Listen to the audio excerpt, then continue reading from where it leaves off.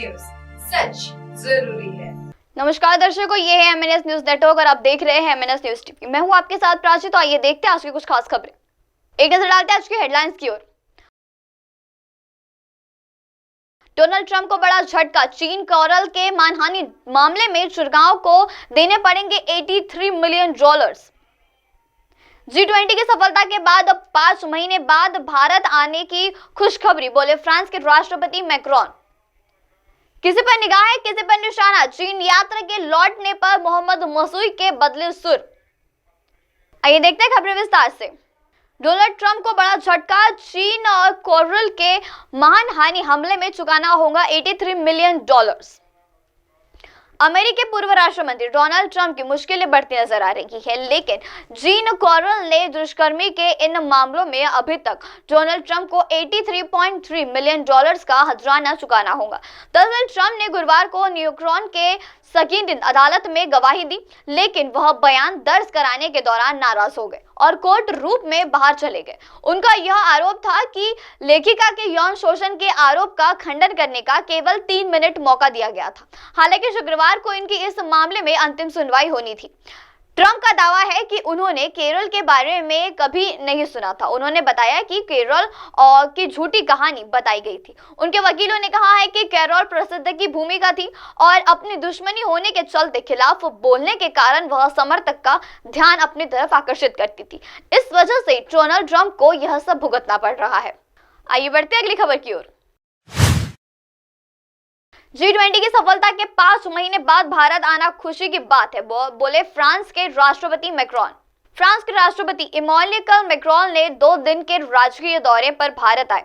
वह 75वें गणतंत्र दिवस परेड में भी शामिल हुए। उनके लिए राष्ट्रपति द्रौपदी मुर्मू ने स्टेज डिनर होस्ट किया। वह मैक्रोन के कहा है कि यह बेहद खुशी की बात है कि वह अपनी पिछली राष्ट्रीय यात्रा के 5 साल बाद फिर से भारत में आए हैं और G20 की सफलता के 5 महीने बाद भारत आए हैं। उन्होंने कहा है कि वह इस तरह के कार्यक्रम को हिस्सा बनकर बेहद सम्मानित महसूस कर रहे हैं। यह बेहद महत्वपूर्ण और अनोखा दिन है क्योंकि इस अवसर पर हमारे सैनिक आपके साथ हैं। इस साधारण क्षण का हिस्सा है। बता दें कि राष्ट्रपति द्रौपदी मुर्मू ने राष्ट्रपति भवन में क्रांतिकारी राष्ट्रपति मौर्य के सम्मान में एक भोजन का आयोजन किया। राष्ट्रपति मुर्मू ने कहा है कि यह कोई मायने में इतिहास और दायदार का पल है। ऐसा शानदार ही यह शायद ही कभी हुआ होगा कि 2 देशों के नेता लगातार एक दूसरे के राष्ट्रपति समारोह में उपस्थित रहे। राष्ट्रपति मुर्मू ने इस बात पर संतोष व्यक्त किया कि दोनों देशों ने भारत के अर्थमूल्य कार्यकारी में हमारी समझदारी को मद्देनजर रखते हुए इन दोनों की रेखांकन को ध्यान में रखा। साथ ही कहा है कि मैक्रोन की इस यात्रा ने इस विचार को साकार करने के हमारे संकल्प को मजबूत किया। मैक्रोन ने सोशल मीडिया प्लेटफॉर्म पर लिखा है कि धन्यवाद भारत के फ्रांस के इसलिए कि बड़ा सम्मान है। इस पर रिपीटेड करते हुए पीएम मोदी ने लिखा है कि हमारे गणतंत्र दिवस समारंभ में फ्रांस से भागीदारी के लिए अभ्याद्यकारी सैन्य पाटिल में आपका सम्मानित होना यह हमारे लिए बड़ी योगदान की बात है। आइए बढ़ते अगली खबर की ओर।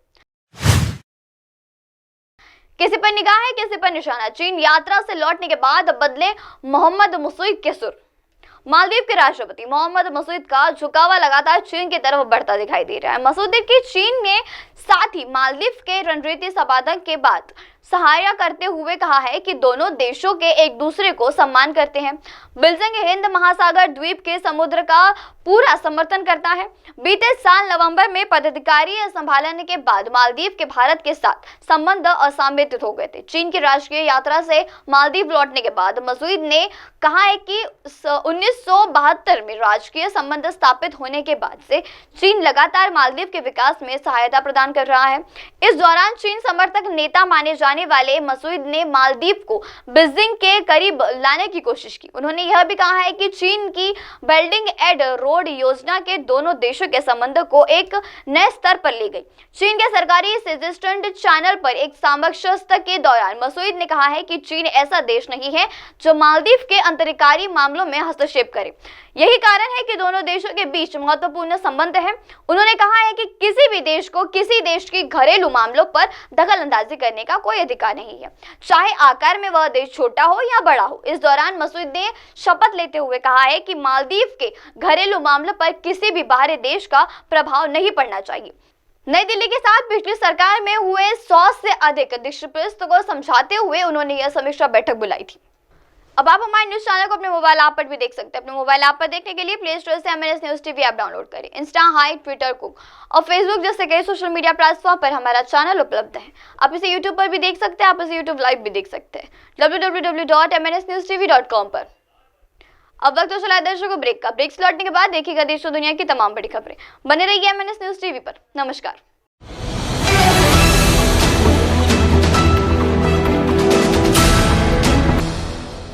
ये है MNS न्यूज नेटवर्क और आप देख रहे हैं MNS न्यूज।